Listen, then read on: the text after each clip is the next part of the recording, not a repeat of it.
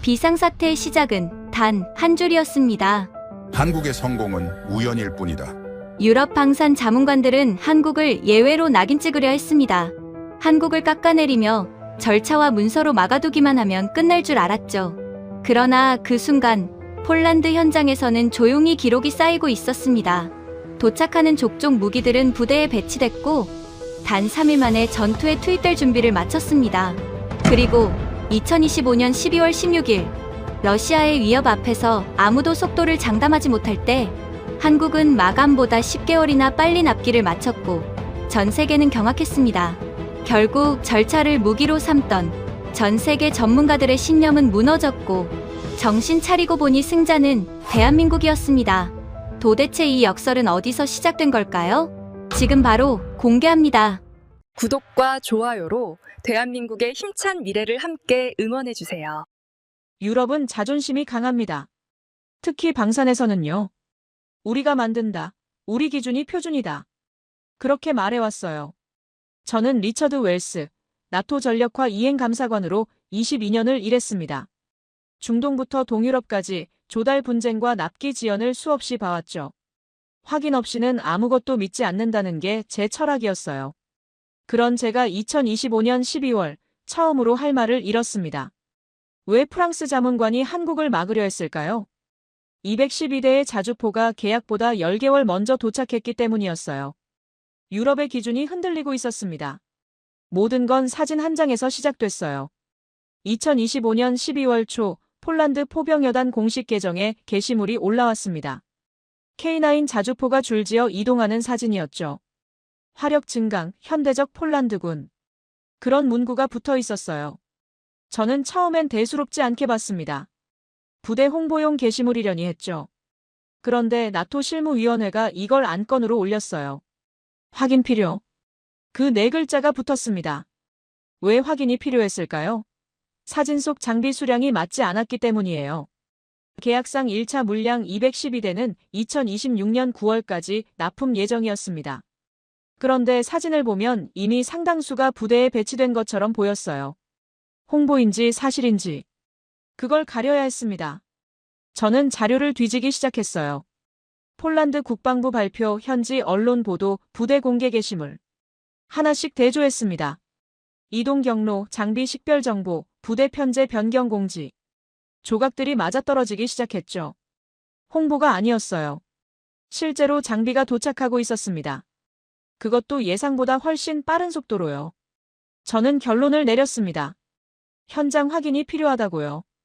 그날 오후 실무회의가 열렸어요. 나토 본부 회의실이었습니다.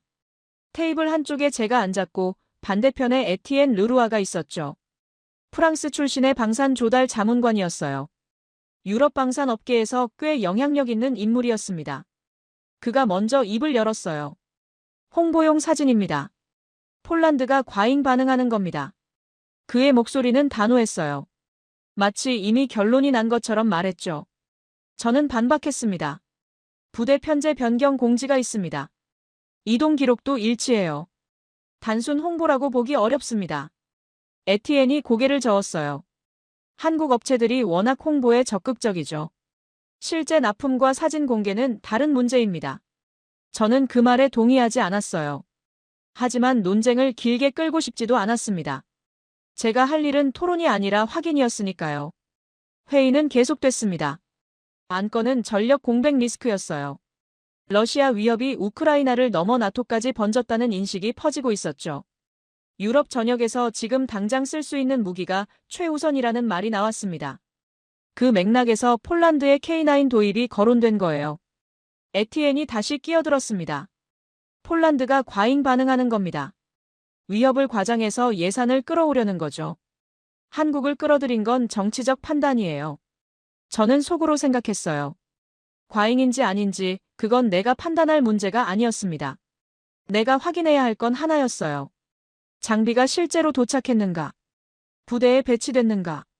전력화가 시작됐는가? 그게 전부였죠. 회의 중반 위원회가 점검 범위를 정했습니다. 키워드는 전력 공백이었어요. 폴란드의 K9 도입이 그 공백을 메우고 있는지 아니면 서류상 숫자에 불과한지 그걸 확인하라는 거였습니다. 에티엔이 또 한마디 했어요. 한국은 유럽 절차를 흔드는 예외입니다. 이걸 기준으로 삼으면 안 됩니다. 저는 그 말을 메모했습니다. 예외. 그가 붙인 낙인이었어요. 아직 확인도 안 된 사안에 벌써 딱지가 붙었죠. 저는 불편했습니다. 확인 전에 결론을 내리는 건 제 방식이 아니었으니까요. 22년간 이 일을 하면서 배운 게 있다면 낙인은 사실보다 빨리 퍼진다는 거였어요. 한번 붙으면 떼기 어렵습니다. 회의가 끝나갈 무렵 저는 점검 목적을 수정했어요. 원래는 성능 평가가 포함될 예정이었습니다. K9의 사양, 운용 능력, 유럽 환경 적합성. 그런 항목들이요. 하지만 저는 그걸 빼자고 제안했어요. 지금 중요한 건 성능이 아닙니다.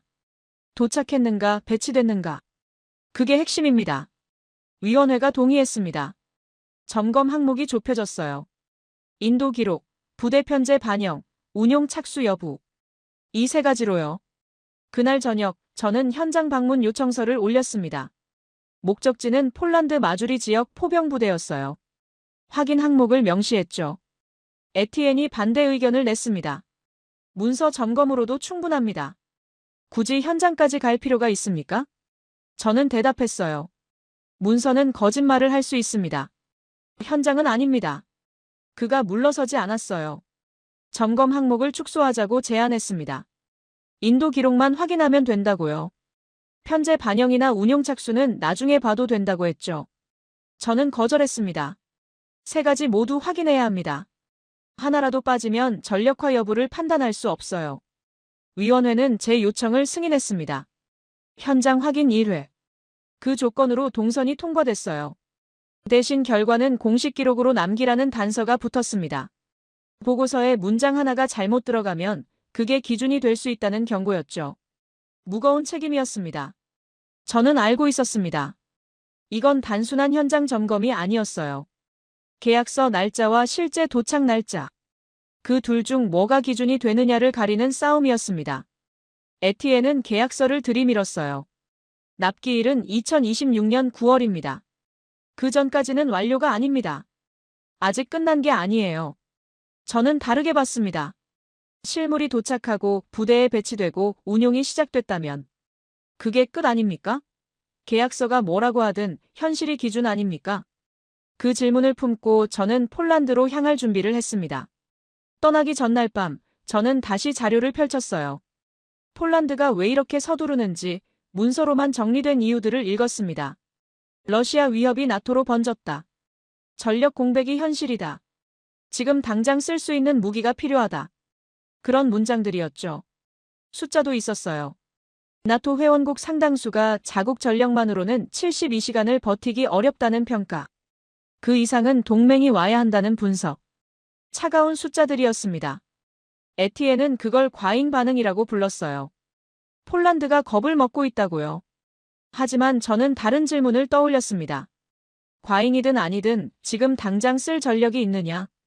그게 진짜 질문 아닙니까? 저는 그 질문을 들고 비행기에 올랐습니다.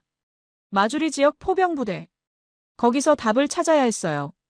사진이 홍보인지 사실인지, 계약서가 기준인지 현실이 기준인지, 그걸 확인하러 가는 길이었습니다. 폴란드로 떠나기 이틀 전이었습니다. 저는 사무실에서 뉴스를 확인하고 있었어요.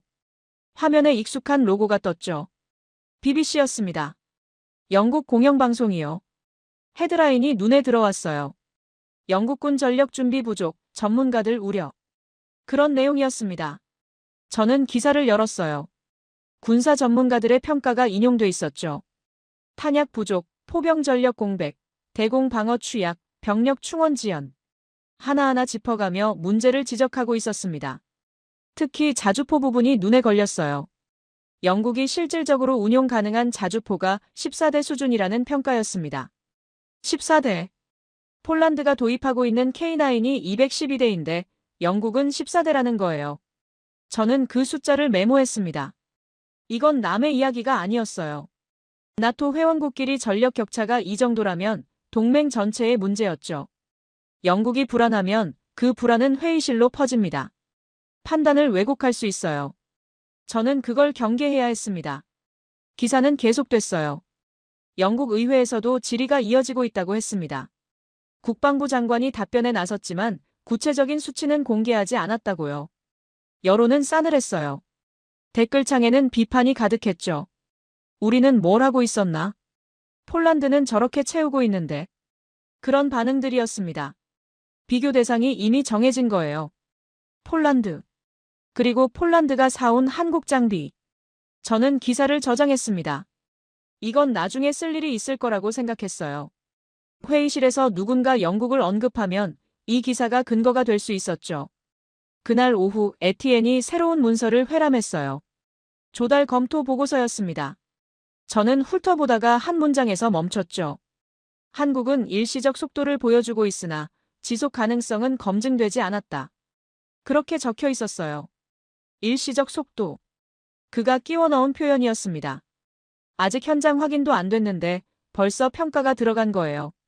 저는 불쾌했습니다. 이건 사실이 아니라 프레임이었죠. 한국을 깎아내리기 위한 언어였어요. 교묘했습니다. 틀렸다고 말하지 않았어요.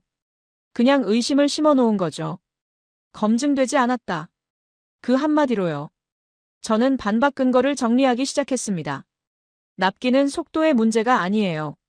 예측 가능성의 문제입니다. 언제 도착하는지 알 수 있느냐 없느냐. 그게 핵심이죠. 한국이 빠른 게 아니라 한국은 약속한 날짜를 지킨다는 거예요. 그 차이를 에티엔은 의도적으로 무시하고 있었습니다. 며칠 뒤 저는 유럽 언론 기사들을 모아봤어요. 흥미로운 구도가 보였습니다. 유럽은 토론하고 한국은 생산한다. 그런 표현이 여기저기서 나오고 있었죠. 누가 먼저 썼는지는 모르겠어요. 하지만 그 문장이 퍼지고 있었습니다. 에티엔의 낙인과는 정반대 방향이었죠. 저는 생각했어요. 여론은 이미 움직이고 있었습니다. 문제는 회의실이었죠. 거기서 무슨 기준이 정해지느냐가 중요했어요. 여론이 아무리 떠들어도 공식 문서에 뭐라고 적히느냐가 결국 기준이 됩니다. 에티엔은 그걸 알고 있었어요. 그래서 보고서에 문장을 끼워 넣은 거죠. 출장 일정을 조율하던 중이었습니다. 에티엔이 또 움직였어요. 문서 점검 선행을 이유로 출장 일정을 늦추자고 제안한 거죠. 현장 방문 전에 서류 검토가 먼저라는 논리였습니다. 저는 반대했어요. 서류는 이미 충분히 봤습니다. 지금 필요한 건 현장 확인이에요. 에티엔이 물러서지 않았습니다. 절차를 지켜야 합니다. 그게 우리 방식이에요. 저는 속으로 웃었어요. 절차. 그 단어가 이렇게 쓰일 줄은 몰랐습니다. 절차는 일을 제대로 하기 위한 도구예요. 그런데 지금 에티엔은 그걸 무기로 쓰고 있었죠. 점검을 막기 위한 방패로요. 22년간 이 일을 하면서 절차가 방해물이 되는 경우를 많이 봤습니다. 하지만 이렇게 노골적인 건 드물었어요. 위원회에서 논의가 이어졌습니다. 저는 현장 확인 1회 원칙을 근거로 일정 유지안을 제출했어요. 이미 승인된 동선이 있습니다. 지연할 이유가 없어요. 그렇게 주장했죠. 에티엔이 다시 끼어들었습니다. 최소한 사전 검토 회의를 한 번 더 하자고요. 출장 전에 방향을 정리해야 한다는 논리였어요. 저는 거절했습니다. 방향은 이미 정해졌어요. 인도 기록, 편제 반영, 운용 착수. 추가 회의는 필요 없습니다. 결국 위원회가 일정 유지를 승인했습니다. 대신 조건이 붙었어요. 결과는 공식 기록으로 남길 것. 보고서 문장 하나하나에 책임을 지라는 뜻이었죠. 저는 받아들였습니다. 어차피 그럴 생각이었으니까요. 그 무렵 다른 뉴스가 들려왔어요. 체코와 덴마크의 납품 지연 소식이었습니다. 유럽 방산 업체들이 예정대로 장비를 인도하지 못하고 있다는 내용이었죠. 예산 문제, 생산 라인 병목, 노조 변수. 이유는 다양했어요. 하지만 결과는 하나였습니다. 지연. 약속한 날짜에 물건이 오지 않는다는 거예요. 방산 전문 매체에서 구체적인 수치도 나왔습니다. 체코는 예정보다 8개월 늦어지고 있었고 덴마크는 일정 자체가 재조정 중이었어요. 이유로 거론된 건 유럽 방산 업체들의 생산 능력 한계였습니다. 주문은 밀려드는데 공장은 따라가지 못하는 거죠. 에티엔은 그 뉴스를 다르게 해석했습니다. 누구든 지연됩니다. 한국만 빠른 게 아니에요. 다들 사정이 있는 거죠. 저는 그 말을 듣고 메모했어요. 누구든 지연된다. 그게 에티엔의 논리였습니다. 지연이 일반이니까 한국의 속도는 특별한 게 아니라는 거죠. 하지만 저는 다르게 봤어요. 지연이 일반이라면 조기 완납은 예외가 아니라 기준을 바꾸는 사건이에요. 그 차이를 그는 보지 못하고 있었습니다. 아니, 보지 않으려 했죠. 저는 점검 항목을 확대하기로 했어요. 원래는 인도 기록, 부대 편제 반영, 운용 착수. 이 세 가지였습니다. 거기에 하나를 더 추가했죠. 전력화 절차의 반복 가능성. 한 번 빨리 된 게 아니라 이 속도가 유지될 수 있는지를 확인하는 항목이었어요. 에티엔이 또 반대했습니다. 범위가 너무 넓어집니다. 성능 평가까지 가는 거 아닙니까? 저는 대답했어요. 성능은 보지 않습니다. 도착과 배치가 핵심이에요. 다만 그게 한 번인지 반복 가능한지는 확인해야 합니다. 그가 입을 다물었어요. 더 이상 반박할 논리가 없었던 거죠. 출장 전날, 저는 폴란드 실무 연결자와 연락선을 열었습니다. 마그달레나 피오트로프스카, 폴란드 전력화 실무관이었어요. 그녀가 현장 동선과 자료 접근을 조율해주기로 했죠. 통화는 짧았지만 인상이 남았습니다. 그녀는 제가 뭘 확인하고 싶은지 정확히 파악하고 있었어요. 인도 기록은 준비돼 있습니다. 편제 반영표도요. 현장팀과 일정도 맞춰뒀어요. 그렇게 말했죠. 준비가 이미 돼 있다는 느낌이었습니다. 회의실에서 절차를 들이미는 에티엔과는 완전히 달랐어요. 저는 전화를 끊고 생각했습니다. 회의실에서는 낙인과 절차가 싸우고 있었어요. 하지만 현장은 이미 움직이고 있었죠. 어느 쪽이 맞는지 가보면 알 거였습니다. 비행기를 타기 전 저는 BBC 기사를 다시 읽었어요. 영국의 공백. 그 단어가 머릿속에 남았습니다. 14대. 그 숫자도요. 폴란드는 212대를 채우고 있었어요. 영국은 14대로 버티고 있었죠. 같은 나토인데 이 격차는 뭘까요? 저는 그 질문을 품고 공항으로 향했습니다. 에티엔의 프레임이 맞는지, 현장의 숫자가 맞는지. 그걸 확인하러 가는 길이었어요. 판정은 기록으로 남겨야 했습니다. 그게 제 일이었죠. 폴란드 마주리 지역. 비행기에서 내리자마자 찬 공기가 밀려왔습니다. 12월 중순의 동유럽은 뼛속까지 시렸어요. 공항에서 마그달레나가 기다리고 있었죠. 폴란드 전력화 실무관이었습니다. 악수를 나눴어요. 그녀의 손이 차가웠지만 눈빛은 단단했습니다. 차로 이동하는 동안 그녀가 먼저 말을 꺼냈어요. 자료는 다 준비해뒀습니다. 인도 서류, 이동 기록, 편제 반영표. 한 테이블에 올려놨어요. 현장팀도 대기 중입니다. 저는 고개를 끄덕였습니다. 준비가 빠르군요. 그녀가 대답했어요. 확인받을 게 있으면 보여드려야죠. 숨길 건 없습니다. 그 말이 인상적이었어요. 회의실에서 에티엔이 절차를 들이밀 때와는 완전히 다른 태도였죠. 숨길 게 없다. 그 한마디가 많은 걸 말해줬습니다. 부대에 도착했어요. 포병여단 본부 건물 앞에 차가 섰습니다. 마그달레나가 먼저 내려서 안내했죠. 회의실로 들어가자 테이블 위에 서류 묶음이 놓여 있었어요. 그녀가 말한 대로였습니다. 인도 서류, 이동 기록, 편제 반영표. 새 묶음이 나란히 정렬돼 있었죠. 저는 자리에 앉아 서류를 펼쳤어요. 인도 서류부터 확인했습니다. 날짜별로 정리돼 있었죠. 언제 몇 대가 도착했는지, 어디서 인수했는지, 담당자 서명까지. 빠진 게 없었어요. 저는 메모를 시작했습니다. 마그달레나가 옆에서 설명을 덧붙였어요. 도착 즉시 인수 절차에 들어갑니다. 서류 작성, 식별 정보 확인, 등록. 이 순서가 표준이에요. 저는 물었습니다. 이 절차가 매번 같습니까? 그녀가 고개를 끄덕였어요. 네. 첫 번째 배치부터 지금까지 동일합니다. 예외 없어요. 저는 그 대답을 기록했습니다. 반복 가능성. 제가 추가한 점검 항목이었죠. 한 번 빨리 된 게 아니라 이 속도가 유지되는지 확인하려고 넣은 거였어요. 마그달레나의 대답은 그 질문에 답이 됐습니다. 서류 검토를 마치고 현장으로 나갔어요. 장비 주기장이었습니다. K9 자주포가 줄지어 서 있었죠. 저는 숫자를 세기 시작했어요. 20대, 30대, 40대. 계속 이어졌습니다. 사진으로 보던 것과 달랐어요. 실물은 압도적이었죠. 거대한 철의 숲 같았습니다. 현장팀이 대기하고 있었어요. 정비 담당, 편제 담당, 운용 담당. 3명이 나란히 섰죠. 마그달레나가 소개했습니다. 저는 악수를 나누며 한 명씩 얼굴을 확인했어요. 이 사람들이 실제로 장비를 인수하고 등록하는 사람들이었습니다. 저는 표본 확인을 요청했어요. 무작위로 5대를 골라서 식별 정보를 대조하겠습니다. 그렇게 말했죠. 현장팀이 움직였습니다.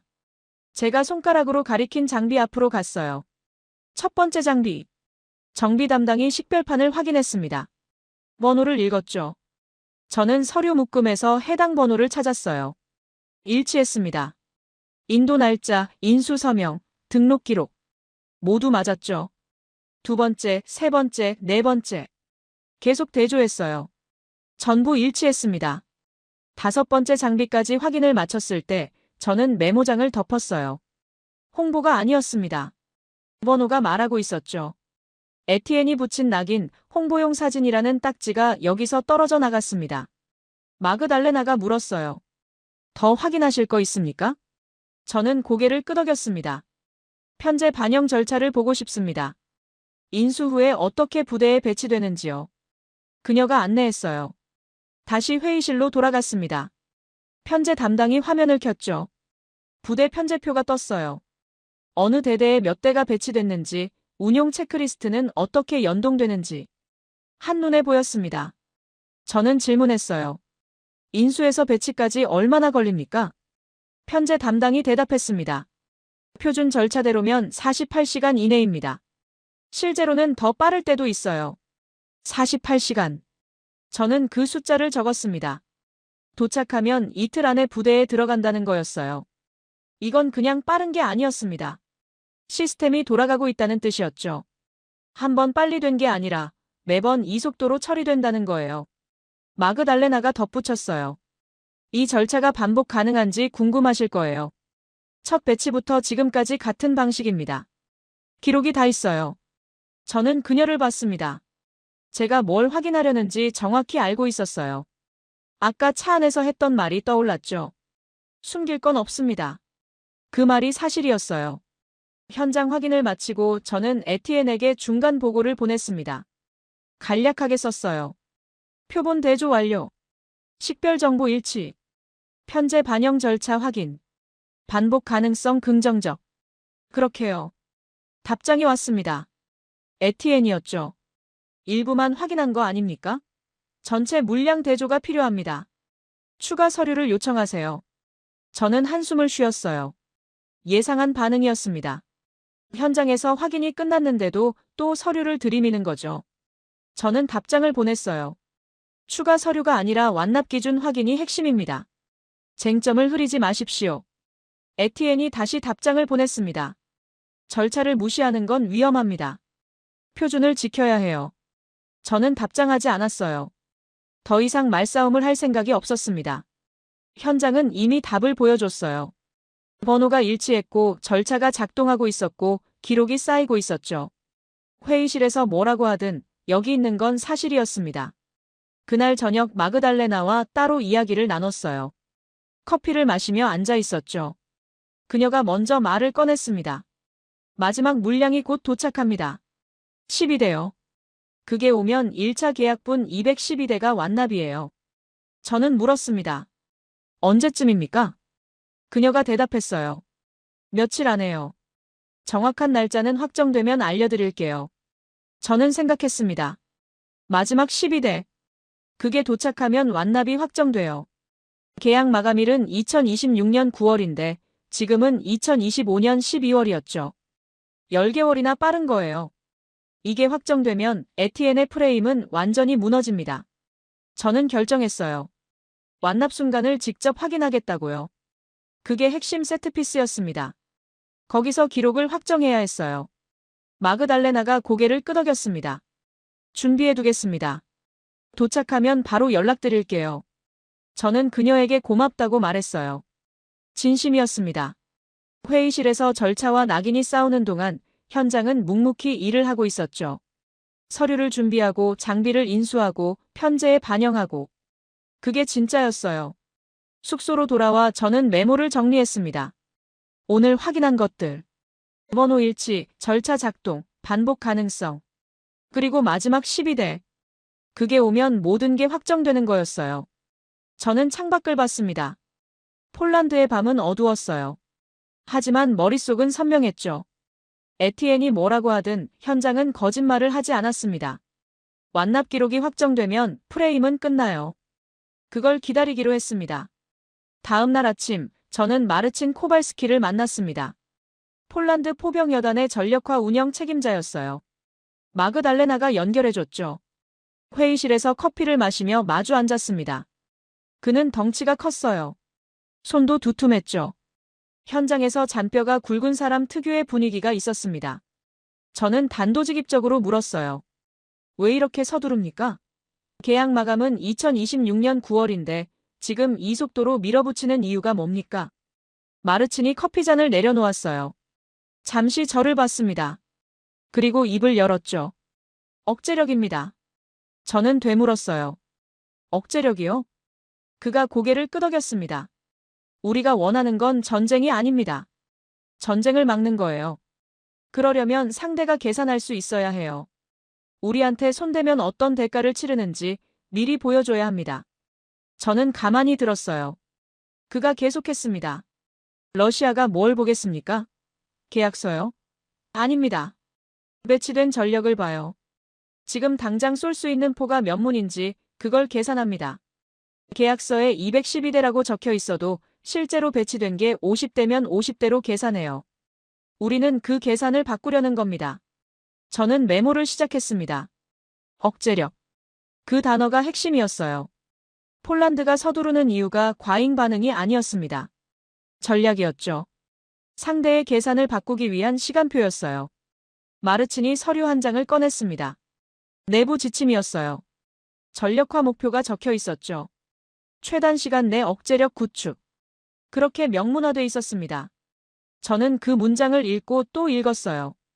이건 감정이 아니었습니다. 계획이었죠. 저는 물었어요. 이 지침이 언제 만들어졌습니까? 마르친이 대답했습니다. K9 도입 계약 직후요. 처음부터 이 방향으로 설계됐습니다. 빨리 받는 게 목표가 아니에요. 빨리 배치하는 게 목표입니다. 저는 그제야 이해했어요. 한국의 납기가 왜 중요한지. 빨리 도착하는 게 자랑거리라서가 아니었습니다. 빨리 도착해야 빨리 배치할 수 있고 빨리 배치해야 억제력이 작동하는 거였어요. 한국의 역할은 속도가 아니라 계획을 가능하게 하는 것이었습니다. 저는 보고서 틀을 바꾸기로 했어요. 원래는 납기 준수 여부가 중심이었습니다. 계약대로 왔는가 안 왔는가. 그런 구조였죠. 하지만 그건 본질이 아니었어요. 진짜 질문은 이거였습니다. 전력화가 제때 됐는가? 억제력이 작동하는가? 그걸 기준으로 보고서를 다시 짜야 했어요. 마르친이 덧붙였습니다. 인수에서 배치까지 시간을 최소화하는 게 핵심이에요. 우리 현장팀은 그걸 훈련받았습니다. 도착하면 48시간 안에 부대에 들어가요. 그게 우리 표준입니다. 저는 물었어요. 그 표준이 계속 유지됩니까? 그가 고개를 끄덕였습니다. 첫 배치부터 지금까지요. 기록이 있습니다. 확인하시겠습니까? 저는 확인했어요. 마그달레나가 다시 자료를 가져왔습니다. 배치별 소요 시간 기록이었죠. 평균 42시간, 최장 56시간, 최단 31시간. 편차가 크지 않았어요. 시스템이 안정적으로 돌아가고 있다는 뜻이었습니다. 저는 이 자료를 에티엔에게 보내야 할지 고민했어요. 보내면 또 딴지를 걸겠죠. 표본이 작다, 검증이 필요하다. 그런 식으로요. 하지만 안 보낼 수도 없었습니다. 중간 보고는 의무였으니까요. 저는 보고서 초안을 작성했습니다. 핵심 문장을 바꿨어요. 원래는 이렇게 쓸 예정이었습니다. 한국의 납기가 빠르다. 하지만 그건 틀린 표현이었어요. 저는 이렇게 고쳤습니다. 한국의 납기는 폴란드의 전력화 계획을 가능하게 했다. 속도가 아니라 전략. 그게 본질이었습니다. 초안을 보내자 에티엔이 바로 연락해왔어요. 화상회의를 요청했습니다. 저는 받아들였죠. 화면에 그의 얼굴이 떴어요. 표정이 굳어 있었습니다. 그가 먼저 말했어요. 보고서 방향을 바꾸셨군요. 저는 대답했습니다. 현장에서 확인한 결과입니다. 납기 자체가 아니라 전력화 완료가 핵심이에요. 에티엔이 고개를 저었어요. 그건 성능평가로 넘어가는 겁니다. 우리 범위가 아니에요. 저는 반박했습니다. 성능은 보지 않았습니다. 도착과 배치만 봤어요. 그게 제때 됐는지 반복 가능한지. 그 두 가지입니다. 그가 잠시 침묵했어요. 그리고 다른 각도로 들어왔습니다. 유럽 절차를 흔드는 건 위험합니다. 한국 사례를 기준으로 삼으면 안 돼요. 저는 대답했어요. 기준을 삼자는 게 아닙니다. 사실을 확인하자는 거예요. 폴란드는 전력화를 제때 끝냈습니다. 그게 사실이에요. 사실을 기록하는 게 제 일입니다. 에티엔의 표정이 더 굳어졌어요. 그는 한 가지 더 꺼냈습니다. 완납이라는 표현을 쓰시려는 것 같은데 계약상 마감일 전에는 완납이 아닙니다. 조기 인도일 뿐이에요. 저는 그 말을 메모했습니다. 조기 인도. 그가 밀어붙이려는 표현이었어요. 완납이라고 쓰면 한국의 성과가 확정되니까 그걸 막으려는 거였죠. 용어 싸움이었습니다. 저는 대답했어요. 인도 기록이 완료되고 부대 편제에 반영되고 운용이 시작됐으면 완납입니다. 계약서 날짜가 아니라 현실이 기준이에요. 에티엔이 한숨을 쉬었어요. 이건 나중에 더 논의해야겠군요. 그렇게 말하고 회의를 끝냈습니다. 저는 화면을 껐어요. 그의 저항이 꺾인 건 아니었습니다. 하지만 논리가 약해지고 있었죠. 현장 기록이 쌓일수록 그의 프레임은 힘을 잃어가고 있었어요. 그날 저녁 마그달레나와 마르친을 다시 만났습니다. 저녁 식사 자리였어요. 분위기는 편했습니다. 마르친이 맥주를 한 잔 따르며 물었어요. 회의실에서 뭐라고 합니까? 저는 솔직하게 대답했어요. 저항이 있습니다. 완납이라는 표현을 못 쓰게 하려고 해요. 마르친이 웃었습니다. 쓰레기통에 장비가 있는 것도 아니고 부대에 배치돼서 운용 중인데 완납이 아니라고요? 저는 고개를 끄덕였어요. 그게 회의실 논리입니다. 계약서 날짜가 안 지났으니까요. 마그달레나가 끼어들었어요. 그럼 마지막 12대가 도착하면 어떻게 되나요? 그때도 완납이 아니라고 할 건가요? 저는 생각했습니다. 그게 핵심이었어요. 마지막 물량이 도착하고 인수되고 편제에 반영되면 그 순간 기록이 확정됩니다. 계약서가 뭐라고 하든 현실이 완료된 거예요. 그걸 부정하기는 어려울 거였습니다. 저는 대답했어요. 그래서 그 순간을 직접 확인하려는 겁니다. 기록으로 남겨야 해요. 마르친이 고개를 끄덕였습니다. 좋습니다. 우리도 준비하겠습니다. 마지막 12대가 도착하면 바로 연락드릴게요. 전체 절차를 보여드리겠습니다. 저는 고맙다고 했어요. 진심이었습니다.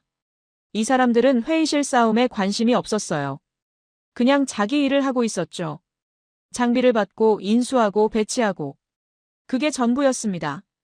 하지만 그 단순한 실행이 회의실의 프레임을 무너뜨리고 있었어요. 숙소로 돌아와 저는 보고서를 다시 읽었습니다. 핵심 문장을 확인했어요. 한국의 납기는 폴란드의 전력화 계획을 가능하게 했다. 이 문장이 회의록에 들어가면 에티엔의 나기는 힘을 잃습니다. 일시적 속도라는 표현도 지속 가능성 미검증이라는 딱지도요.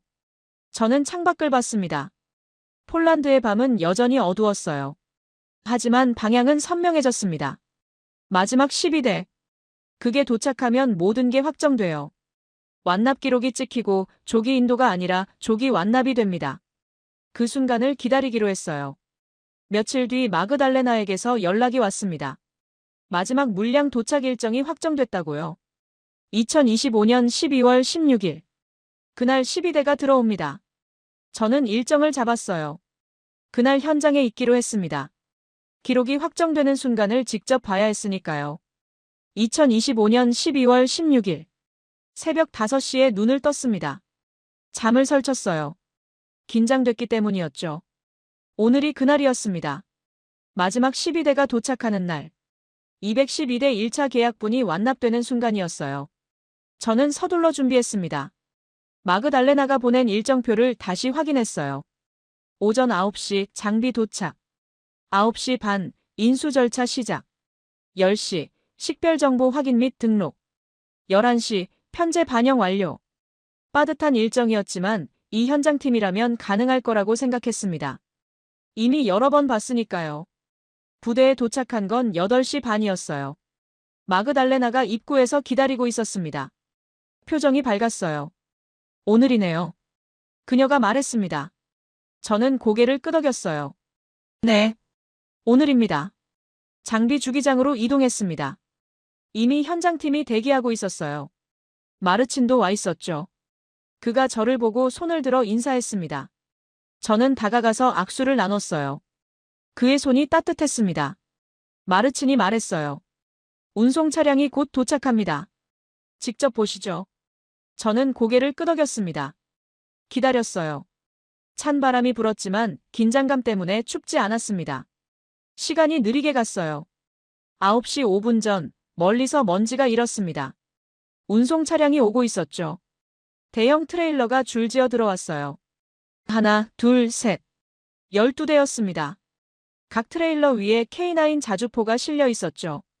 거대한 철의 행렬이었습니다. 저는 숨을 멈추고 지켜봤어요. 이게 마지막이었습니다. 이 12대가 내리면 212대가 완성되는 거였어요. 트레일러가 주기장에 섰습니다. 현장팀이 움직이기 시작했어요. 정비 담당이 먼저 나갔죠. 트레일러에서 장비를 내리는 절차가 시작됐습니다.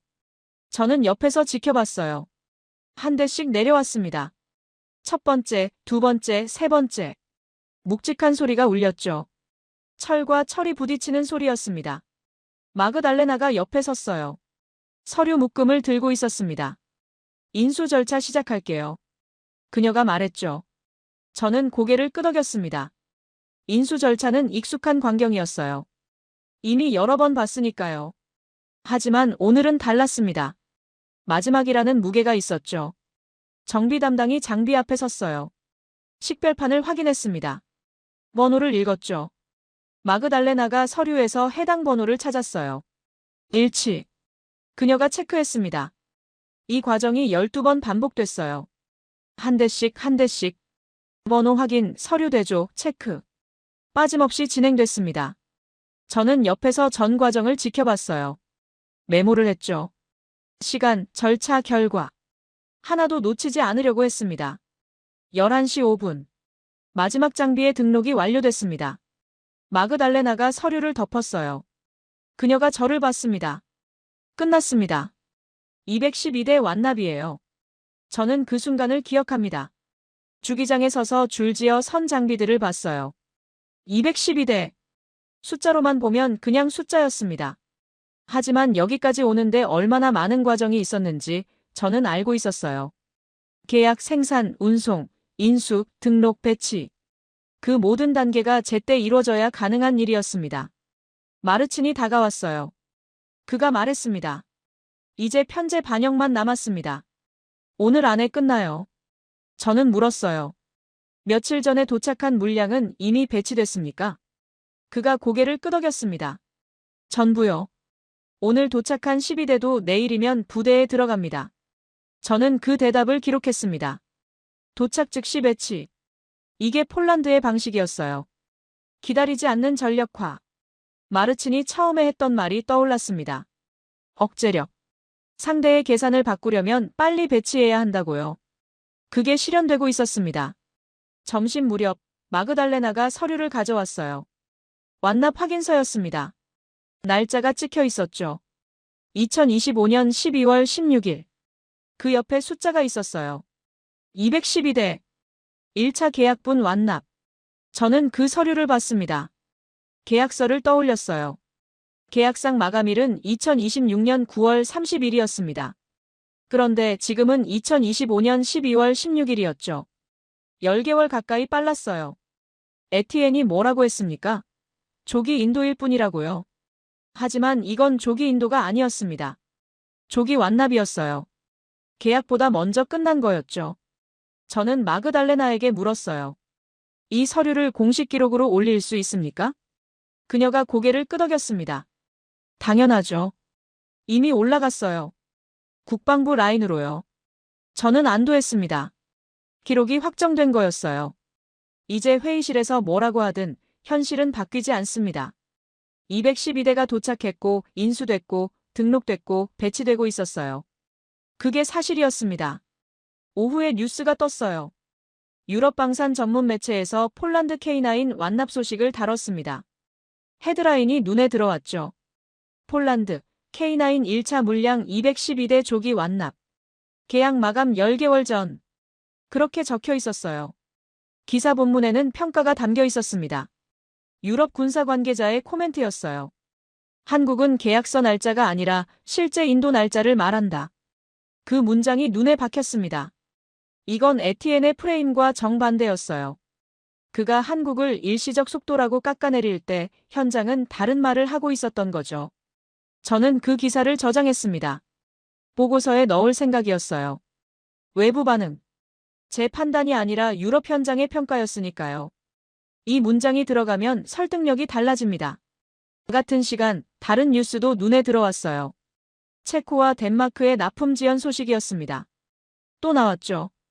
유럽 방산 업체들의 생산 지연이 계속되고 있다는 내용이었어요. 체코는 예정보다 10개월 늦어지고 있었고 덴마크는 일정 재조정이 확정됐다고 했습니다. 저는 두 기사를 나란히 놓고 봤어요. 폴란드는 10개월 빨리 끝냈습니다. 체코는 10개월 늦어지고 있었죠. 같은 나토인데 이 격차는 뭘까요? 비교가 선명했어요. 누가 칭찬하지 않아도 숫자가 말하고 있었습니다. 저녁에 에티엔에게 보고서 초안을 보냈습니다. 핵심 문장을 바꿨어요. 원래는 예외 사례라고 쓸 예정이었습니다.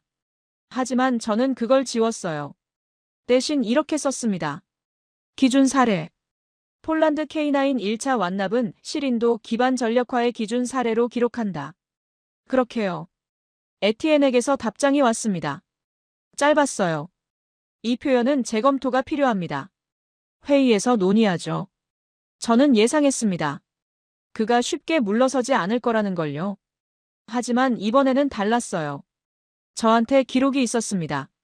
인수 서류, 등록 기록, 편제 반영표, 외부 언론 평가. 전부요. 이걸 부정하려면 그도 근거가 있어야 해요. 계약서 날짜만 들이미는 건 이제 통하지 않을 거였습니다. 밤에 숙소로 돌아와 저는 보고서를 다시 읽었습니다. 기준 사례. 그 표현이 맞는지 확인했어요. 맞았습니다. 이건 예외가 아니었어요. 한 번 빨리 된 게 아니라 체계적으로 반복된 결과였죠. 첫 배치부터 마지막 배치까지 같은 절차, 같은 속도. 그게 증명됐습니다. 마그달레나가 증빙 묶음을 정리해서 보내줬어요. 상정 문서에 붙일 자료였습니다. 인도 기록, 배치 소요 시간, 누적 수량 그래프. 한눈에 들어오게 정리돼 있었죠. 이 자료가 회의록에 들어가면 에티엔의 프레임은 설 자리가 없어집니다. 저는 창밖을 봤습니다. 폴란드의 밤은 고요했어요. 하지만 머릿속은 분주했죠. 내일부터 회의실 싸움이 시작될 거였습니다. 에티엔이 절차와 표준을 들이밀겠죠. 저는 기록으로 맞설 생각이었어요. 이건 자랑이 아니었습니다. 사실이었죠. 사실을 기록하는 게 제 일이었어요. 212대. 그 숫자가 머릿속에 남았습니다. 계약보다 10개월 빨리. 그것도요. 이제 남는 건 공식 기록뿐이었어요. 회의록에 뭐라고 적히느냐. 그게 마지막 싸움이었습니다. 폴란드로 돌아온 다음 날부터 분위기가 달라졌습니다. 완납 소식이 퍼지기 시작했어요. 폴란드 부대 공식 계정에 게시물이 올라왔죠. K9 자주포가 줄지어 선 사진이었습니다. 화력 증강 완료 현대적 폴란드군. 그런 문구가 붙어 있었어요. 일장에서 봤던 것과 비슷했지만 이번에는 느낌이 달랐습니다.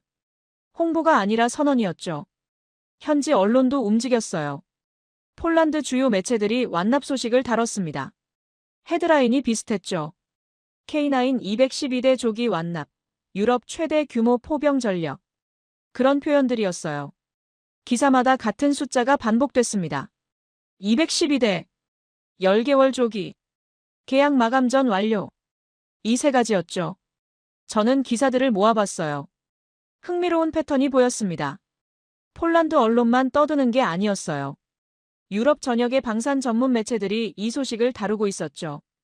톤은 조금씩 달랐지만 핵심은 같았습니다. 폴란드가 해냈다. 한국이 제때 보냈다. 유럽은 어떻게 할 거냐? 그런 구도였어요. 저는 생각했습니다. 이건 단순한 홍보가 아니었어요. 전력화 완료 선언이었죠. 폴란드가 세계를 향해 말하고 있었습니다. 우리는 준비됐다고요. 러시아가 계산할 때 이 숫자를 보라고요. 마르친이 했던 말이 떠올랐어요. 억제력. 상대의 계산을 바꾸는 것. 그게 실현되고 있었습니다. 같은 주에 다른 뉴스가 터졌어요. 체코와 덴마크의 납품 지연이 또 언급됐습니다. 이번에는 더 구체적이었죠. 체코는 예정보다 12개월 늦어질 가능성이 있다고 했어요. 덴마크는 일정 자체를 재협상 중이라고요. 예산 문제, 생산 라인 병목, 부품 수급 차질. 이유는 다양했지만 결과는 하나였습니다. 지연.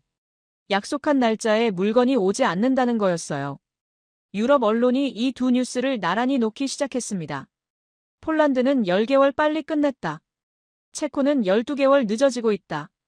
같은 나토인데 이 격차는 뭐냐? 그런 논조였어요. 비교가 선명했죠. 누가 시키지 않아도 숫자가 대비를 만들고 있었습니다. 저는 그 격차를 기록했어요. 이건 감정의 문제가 아니었습니다. 시간표의 문제였죠. 폴란드는 전력화를 끝냈고 다른 나라들은 아직 기다리고 있었어요. 그 차이가 동맹 내부의 역할을 바꿀 수 있었습니다. 전력이 있는 나라와 없는 나라, 준비된 나라와 기다리는 나라, 구분선이 생기는 거였죠. 영국 뉴스도 다시 눈에 들어왔어요. BBC가 후속 보도를 냈습니다. 영국군 포병 전력 공백, 여전히 해소 안 돼. 그런 헤드라인이었죠. 기사 본문에 숫자가 있었어요. 영국이 실질적으로 운용 가능한 자주포는 여전히 14대 수준이라고요. 14대. 폴란드가 212대를 채운 시점에 영국은 14대로 버티고 있었습니다. 기사에는 전문가 코멘트도 있었어요. 폴란드와의 격차가 너무 벌어졌다. 영국이 지금 당장 대응해야 할 상황이 오면 어떻게 할 거냐? 그런 우려였죠. 영국 의회에서도 질의가 이어지고 있다고 했습니다. 국방 예산 증액 논의가 다시 불붙었다고요. 저는 그 기사를 저장했어요. 이건 영국만의 문제가 아니었습니다. 폴란드의 속도가 다른 나라들의 공백을 드러내고 있었죠. 비교 대상이 생기면 부족함이 보이는 법이에요. 폴란드가 해냈으니까 다른 나라들은 왜 못하느냐는 질문이 따라오는 거였습니다. 북유럽 쪽에서도 움직임이 있었어요. 스웨덴의 K9 검토 소식이 나왔습니다. 글로벌 군사 채널과 현지 매체에서 다뤘죠. 스웨덴이 K9 약 40대 도입을 검토하고 있다는 내용이었어요. 스웨덴은 자국산 자주포 아처가 있었습니다. 그런데도 K9을 본다고요? 기사를 읽어보니 이유가 나왔어요. 지역 문제였습니다. 스웨덴 북부는 고부기 지역이에요. 연약한 지반, 좁은 도로, 혹한 환경. 그런 조건에서는 차륜형보다 궤도형이 유리하다는 분석이었죠. 아처는 차륜형이고 K9은 궤도형이에요. 환경에 맞는 장비를 찾는 거였습니다. 저는 그 기사를 읽으며 생각했어요. 이건 성능 자랑이 아니었습니다. 운용 환경에 맞는 선택이었죠. 그리고 거기에 납기 신뢰가 붙어 있었어요. 폴란드가 제때 받았으니까 스웨덴도 믿고 검토하는 거였습니다. 한국의 역할이 성능이 아니라 신뢰라는 게 다시 확인됐어요. 저는 보고서 구조를 바꾸기로 했습니다. 원래는 계약 준수 여부가 중심이었어요. 계약서에 뭐라고 적혀 있고 실제로 어떻게 됐는지 비교하는 구조였죠. 하지만 그건 본질이 아니었습니다. 진짜 기준은 실인도였어요. 언제 도착했는가, 언제 전력화됐는가. 그게 핵심이었죠.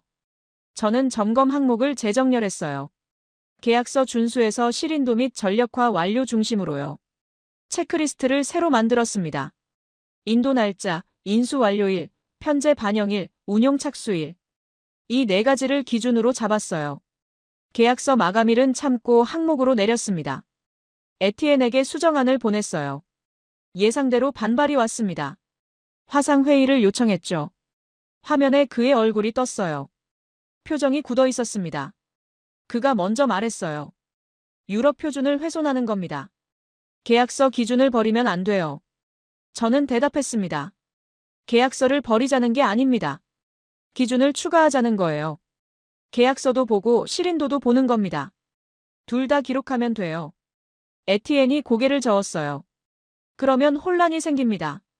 기준은 하나여야 해요. 저는 반박했습니다.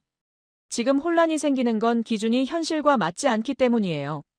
계약서에는 2026년 9월이라고 돼 있는데 실제로는 2025년 12월에 끝났습니다. 이 차이를 어떻게 설명하시겠습니까? 그가 잠시 침묵했어요. 그리고 다른 각도로 들어왔습니다. 한국 사례를 기준으로 삼으면 다른 국가들이 불리해집니다. 형평성 문제예요. 저는 대답했어요. 형평성은 기준을 낮추는 게 아니라 모두가 달성할 수 있게 돕는 거예요. 한국이 했으면 다른 데도 할 수 있는 겁니다. 불가능한 기준이 아니에요. 에티엔의 표정이 더 굳어졌어요. 하지만 더 이상 반박하지 못했습니다. 논리가 약해지고 있었죠. 저한테는 기록이 있었어요. 인도 서류, 등록 기록, 편제 반영표, 외부 언론 평가. 이걸 부정하려면 그도 근거가 있어야 했습니다. 계약서 날짜만 들이미는 건 이제 통하지 않았어요. 회의가 끝난 뒤 마그달레나에게 연락했습니다. 증빙 묶음을 표준 형식으로 정리해달라고 요청했어요. 상정 문서에 붙일 자료였죠. 그녀가 바로 움직였습니다. 며칠 뒤 완성된 묶음이 왔어요. 인도 기록, 배치 소요 시간, 누적 수량 그래프, 외부 평가 인용. 한눈에 들어오게 정리돼 있었습니다. 저는 그 묶음을 검토했어요. 깔끔했습니다. 군더더기가 없었죠. 사실만 남아 있었어요. 이 자료가 회의록에 들어가면 논쟁은 끝납니다. 숫자가 말하니까요. 마그달레나가 덧붙였어요. 이 묶음이 결제선에서 막히지 않게 표현을 조절했습니다. 자랑이 아니라 확인으로 읽히게요. 저는 고맙다고 했어요. 그녀는 회의실 싸움의 문법을 알고 있었습니다. 자랑하면 반발이 와요. 확인하면 기록이 남죠. 그 차이를 아는 사람이었어요. 보고서 최종안을 정리했습니다. 핵심 문장을 확인했어요. 폴란드 K9 1차 완납은 실인도 기반 전력화의 기준 사례로 기록한다. 이 문장이 회의록에 들어가면 에티엔의 프레임은 공식적으로 힘을 잃습니다. 저는 창밖을 봤어요. 해가 지고 있었습니다. 내일 나토 평가위원회에 상정 문서가 올라갑니다. 거기서 결판이 날 거였어요. 에티엔이 또 절차와 표준을 들이밀겠죠. 저는 기록으로 맞설 생각이었습니다. 212대. 그 숫자가 머릿속에 남았어요. 이제 남는 건 회의록 한 줄이었습니다. 그 한 줄이 기준을 바꿀 거였어요. 침묵과 동의. 그게 나오면 끝입니다. 나토 평가위원회 회의 당일이었습니다. 아침 일찍 일어났어요. 긴장됐습니다. 오늘이 마지막이었어요. 여기서 결판이 나는 거였죠. 저는 서류 묶음을 다시 확인했습니다. 인도 기록, 등록 기록, 편제 반영표, 외부 평가 인용. 마그달레나가 정리해준 증빙 묶음이었어요. 빠진 게 없는지 한 번 더 봤습니다. 회의실로 향했어요. 나토 본부 건물 3층이었습니다. 문을 열고 들어가자 이미 사람들이 앉아 있었죠. 테이블 양쪽으로 위원들이 자리 잡고 있었어요. 저는 지정된 자리에 앉았습니다. 맞은편에 에티엔이 있었어요. 눈이 마주쳤죠. 그가 고개를 살짝 끄덕였습니다. 인사인지 경고인지 모르겠었어요. 테이블 상석에 마야 슈타인이 앉아 있었습니다. 나토 전력화 평가위원회 의장이었어요. 독일 출신이었죠. 빽발이 섞인 머리, 날카로운 눈. 오랫동안 이 자리를 지켜온 사람 특유의 분위기가 있었습니다. 그녀가 회의 시작을 선언했어요. 오늘 안건은 폴란드 K9 1차 물량 완납건입니다. 상정 문서를 검토하고 기록 방식을 결정하겠습니다. 마야가 담담하게 말했어요. 목소리에 감정이 없었습니다. 사실만 전달하는 톤이었죠. 저는 긴장을 추스르며 서류를 펼쳤어요. 먼저 제가 발언했습니다. 상정 문서 요약을 시작했죠. 폴란드 K9 1차 계약분 212대가 2025년 12월 16일에 완납됐습니다. 계약상 마감일은 2026년 9월 30일이었어요. 약 10개월 조기 완납입니다. 인도 기록, 등록 기록, 편제 반영표가 증빙으로 첨부돼 있습니다. 위원들이 서류를 넘기며 확인했어요. 저는 계속했습니다. 현장 점검 결과 인수에서 배치까지 평균 42시간이 소요됐습니다. 이 절차는 첫 배치부터 마지막 배치까지 일관되게 유지됐어요. 반복 가능한 체계로 판단됩니다. 발언을 마쳤어요. 마야가 고개를 끄덕였습니다. 다른 의견 있으십니까? 그녀가 물었죠. 에티엔이 손을 들었어요. 예상했습니다. 그가 입을 열었죠. 몇 가지 우려가 있습니다. 이 사례를 기준으로 삼으면 유럽 표준이 흔들릴 수 있어요. 계약서 기반 점검이 우리 방식입니다. 실인도 기준을 도입하면 혼란이 생깁니다. 그의 목소리는 차분했어요. 하지만 논리는 익숙했습니다. 절차, 표준, 혼란. 그가 계속 써왔던 단어들이었죠. 저는 반박을 준비했어요. 마야가 먼저 물었습니다. 구체적으로 어떤 혼란입니까? 에티엔이 대답했어요. 다른 국가들이 불리해집니다. 한국 속도를 기준으로 삼으면 유럽 업체들은 따라갈 수 없어요. 형평성 문제입니다. 저는 끼어들었어요. 형평성은 기준을 낮추는 게 아닙니다. 모두가 달성할 수 있게 돕는 거예요. 한국이 했으면 다른 데도 할 수 있습니다. 불가능한 기준이 아니에요. 에티엔의 표정이 굳어졌어요. 그가 다시 말했습니다. 그래도 표준을 바꾸는 건 위험합니다. 신중해야 해요. 저는 대답했어요. 표준이 현실을 반영하지 못하면 표준이 문제입니다. 계약서에는 2026년 9월이라고 돼 있는데 실제로는 2025년 12월에 끝났어요.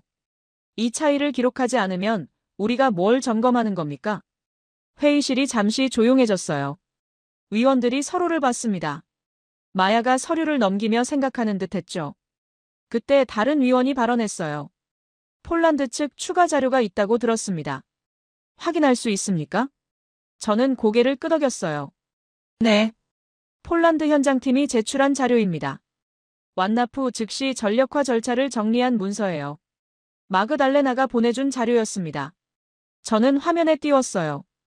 인수에서 편제 반영까지의 흐름도 각 단계별 소요 시간, 담당자 서명. 한눈에 들어오게 정리돼 있었죠. 위원들이 화면을 봤어요. 몇 명이 고개를 끄덕였습니다. 마야가 물었어요. 이 절차가 매번 동일하게 적용됐습니까? 저는 대답했습니다. 네. 첫 배치부터 마지막 배치까지요. 기록이 전부 있습니다. 예외 없이 같은 방식으로 진행됐어요. 마야가 잠시 생각했어요. 그리고 에티엔을 봤습니다. 이 자료에 대해 반박하실 내용이 있습니까? 에티엔이 입을 열었어요. 자료 자체는 부정하지 않습니다. 다만 이걸 기준 사례로 삼는 건 다른 문제예요. 마야가 물었어요. 왜 다른 문제입니까? 에티엔이 대답했습니다.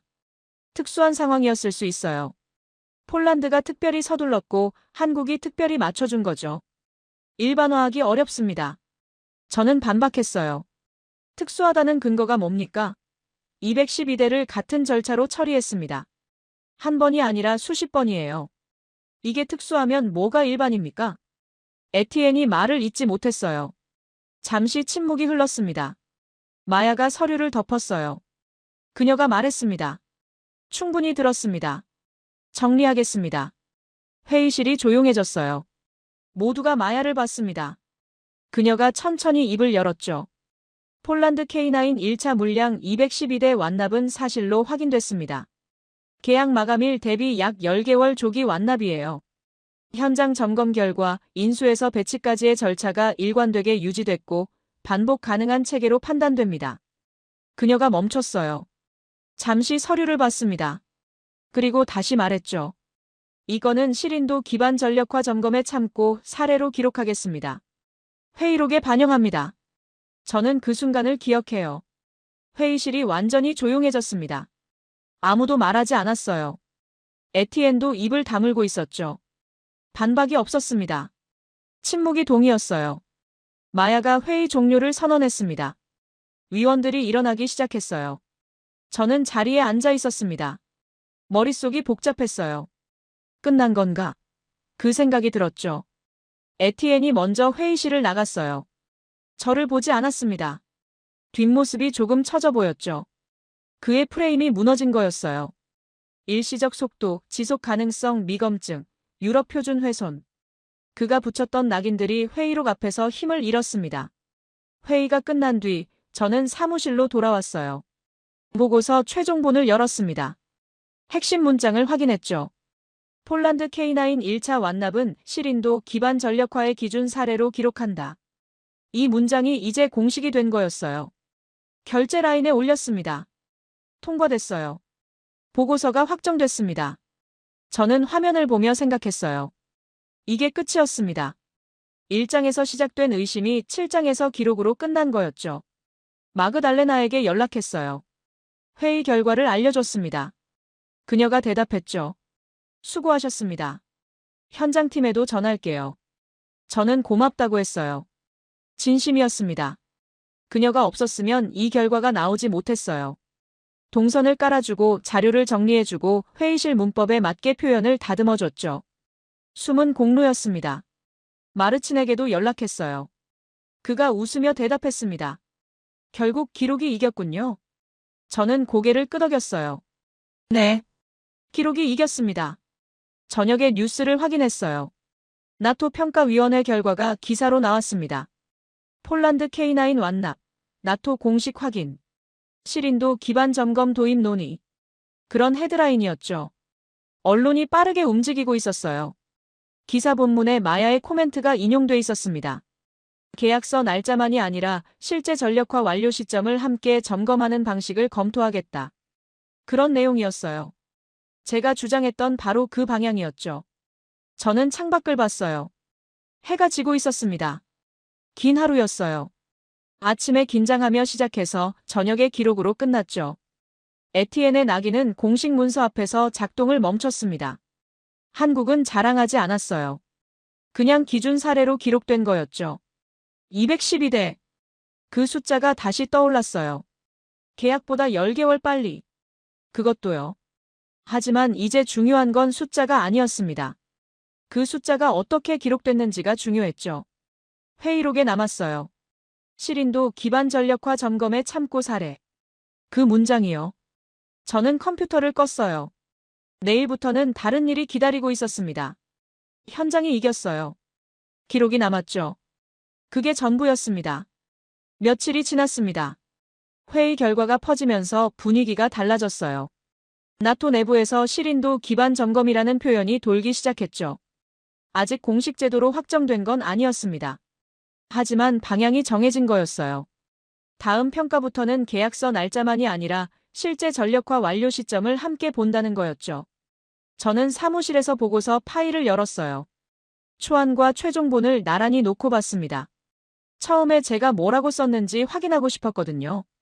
초안에는 이렇게 적혀 있었어요. 한국의 납기가 빠르다. 그게 제 첫 번째 표현이었습니다. 단순했죠. 빠르다. 그게 전부였어요. 하지만 최종본은 달랐습니다. 한국의 납기는 폴란드의 전력화 계획을 가능하게 했다. 속도가 아니라 전략. 그렇게 바뀌어 있었죠. 저는 그 차이를 봤어요. 처음에는 한국을 그냥 빠른 나라로 봤습니다. 납기 잘 맞추는 업체 정도로요. 에티엔이 홍보용 사진이라고 했을 때 저도 반쯤은 그럴 수 있다고 생각했어요. 확인 전까지는 뭐든 가능하니까요. 하지만 현장에서 확인한 건 달랐습니다. 한국의 역할은 속도가 아니었어요. 계획을 가능하게 하는 것. 폴란드가 억제력 시간표를 짤 수 있게 해준 것. 그게 본질이었죠. 마르친이 했던 말이 떠올랐습니다. 러시아는 계약서를 보지 않는다. 배치된 전력을 본다. 그 계산을 바꾸려면 빨리 배치해야 한다. 한국은 그걸 가능하게 해준 거였어요. 변화의 근거는 감정이 아니었습니다. 현장 기록이었어요. 인도 서류, 등록 기록, 편제 반영표, 배치 소요 시간. 그 숫자들이 제 판단을 바꾼 거였죠. 22년간 이 일을 하면서 배운 게 있다면 기록은 거짓말을 하지 않는다는 거예요. 사람은 프레임을 만들고 낙인을 붙이고 의미를 비틀어요. 하지만 숫자는 그냥 숫자입니다. 212대가 도착했으면 212대예요. 42시간이 걸렸으면 42시간이죠. 그걸 부정할 수는 없어요. 마르친에게 연락이 왔습니다. 전력화가 계속 진행 중이라고 했어요. 마지막 12대도 편제에 반영됐고 운용 훈련이 시작됐다고요. 그가 말했습니다. 완납은 끝이 아니에요. 시작입니다. 저는 그 말을 기록했어요. 완납은 끝이 아니라 시작. 마르친의 철학이었습니다. 장비가 도착하면 끝이 아니라 거기서부터 전력화가 시작되는 거였죠. 그래서 48시간 안에 배치하는 거였어요. 기다리지 않는 전력화. 그게 폴란드의 방식이었습니다. 현장팀은 여전히 돌아가고 있었어요. 완납 이후에도 같은 절차가 반복됐습니다. 새로운 장비가 오면 인수하고 등록하고 배치하고 루틴이 굳어진 거였죠. 한번 빨리 한 게 아니라 체계가 만들어진 거였습니다. 이게 에티엔이 말한 일시적 속도와 다른 점이었어요. 일시적이 아니라 지속적이었죠. 반복 가능한 체계였습니다. 에티엔에게서도 연락이 왔어요. 예상 밖이었습니다. 짧은 메시지였죠. 회의 결과를 인정합니다. 다만 이건 특수 사례로 봐야 한다고 생각합니다. 저는 그 메시지를 읽었어요. 특수 사례. 그가 마지막으로 붙잡은 표현이었습니다. 사실은 부정하지 못했어요. 212대 완납, 10개월 조기, 반복 가능한 체계. 그건 인정했죠. 다만 의미를 축소하려는 거였어요. 일반화하지 말라는 뜻이었습니다. 저는 답장하지 않았어요. 그의 후퇴를 굳이 확인할 필요가 없었습니다. 회의록에 기록이 남았으니까요. 참고 사례. 그 문장이 들어갔어요. 에티엔이 뭐라고 하든 다음 평가에서 이 사례가 기준으로 쓰일 거였습니다. 그게 제도의 힘이었죠. 한번 기록되면 돌아가지 않아요. 유럽 언론은 계속 움직이고 있었어요. 스웨덴의 K9 검토 소식이 후속 보도로 나왔습니다. 검토 단계가 진전됐다는 내용이었죠. 약 40대 도입이 구체화되고 있다고요. 지역 논리가 반복됐어요. 고북이 연약 지반, 좁은 도로, 궤도형 유리. 그런 분석이었습니다. 폴란드가 보여준 신뢰가 스웨덴의 결정에도 영향을 주고 있는 거였죠. 영국 뉴스도 이어졌어요. 포병 전력 증강 논의가 의회에서 다시 불붙었다고 했습니다. 폴란드와의 격차가 자극이 된 거였죠. 14대와 212대. 그 비교가 영국 내부를 움직이고 있었어요. 누가 칭찬하지 않아도 숫자가 압력이 되고 있었습니다. 기다림의 대가. 그런 표현이 기사에 나왔어요. 영국은 기다렸고 폴란드는 움직였다. 그 차이가 지금 보인다. 그런 논조였죠. 저는 그 뉴스들을 보며 생각했어요. 이건 한국의 승리가 아니었습니다. 기준의 변화였죠. 계약서 날짜가 아니라 실제 전력화. 그게 새로운 기준이 되고 있었어요. 폴란드가 보여줬고 한국이 가능하게 했고 나토가 기록했습니다. 그 흐름이 이어지는 거였죠. 마그달레나에게 마지막으로 연락했어요. 고맙다고 했습니다. 그녀가 대답했죠. 저도요. 덕분에 기록이 남았습니다. 저는 그 말을 곱씹었어요. 기록이 남았다. 그게 전부였습니다. 칭찬이 아니라 기록. 자랑이 아니라 사실. 그게 남는 거였죠. 회의실에서 아무리 프레임을 만들어도 현장 기록 앞에서는 무력했어요. 에티엔이 낙인을 붙이고 절차를 들이밀고 표준을 외쳤지만 결국 숫자 앞에서 멈췄습니다. 숫자는 거짓말을 하지 않으니까요. 창밖을 봤습니다. 해가 뜨고 있었어요. 새로운 하루가 시작되는 거였죠. 저는 보고서 파일을 닫았습니다. 처음에 저는 질문을 품고 폴란드로 향했어요. 왜 한국인가? 왜 이렇게 빠른가? 홍보인가 사실인가? 그런 질문들이었죠. 이제 답이 나왔습니다. 한국은 빠른 게 아니었어요. 약속을 지킨 거였습니다. 계약서에 적힌 날짜가 아니라 말한 대로 행동으로 보여준 거였죠. 동맹을 살리는 건 말이 아니었어요. 책임을 떠안는 방식이었습니다. 도착한다고 했으면 도착하는 것. 배치한다고 했으면 배치하는 것. 그게 신뢰였어요.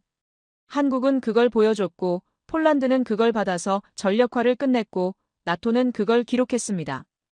약속은 말이 아니라 기록으로 남았어요. 그게 이 이야기의 끝이었습니다. 한국을 응원하신다면, 한국 최고, 한국은 아직 멀었다면, 한국 분발, 여러분들의 소중한 의견을 댓글로 적어주시면 감사드리겠습니다. 영상이 재밌으셨다면 구독과 좋아요 한 번씩 부탁드리겠습니다. 지금까지 감동유나였습니다.